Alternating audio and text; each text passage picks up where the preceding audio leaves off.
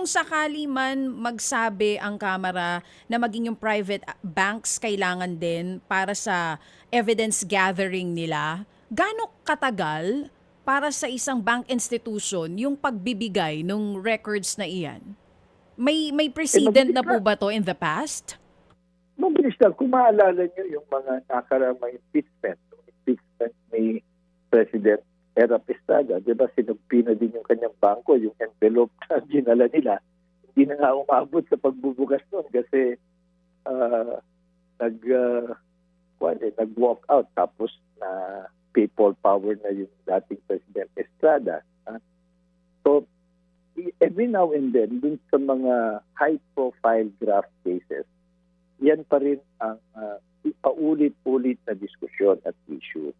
Pero meron namang precedent na hindi naman absolute yung bank secrecy. As a matter of fact, ang isang exception dyan, kung may valid court order o an order coming from an authorized official of government.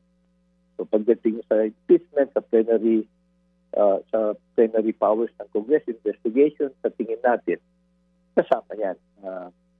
Kasi yung power na yan, hindi lang sa batas, nasa konstitusyon. Itong bank secrecy law, batas lang yan.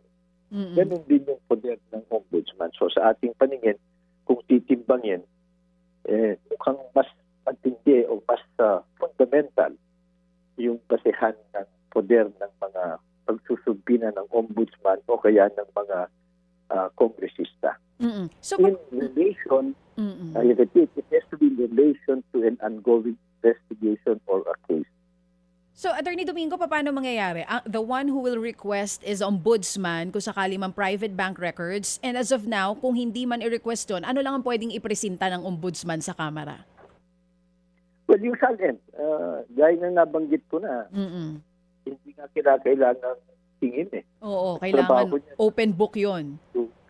Oo, disclose publicly, hindi lang sa ombudsman, hindi lang sa mga Kamara, pero mga congressman. Pero maganda na rin na there was a formal request para wala namang, para malinaw at mas limited to that. Mga kapatid, para sa iba pang mga balita at impormasyon, sundan niyo po kami sa X, Instagram, Facebook at syempre sa TikTok, True Network PH. Mag-subscribe din po kayo sa aming YouTube channel, True Network. May website din po tayo, truenetwork.ph, at pwede nyo rin po kaming mapanood sa Channel 19 ng aming True FM TV. Lagi pa rin makinig sa radyo dito po sa 105.9 True FM dahil dito, laging true sa'yo, kapatid. Ito tayo sa totoo, tunay at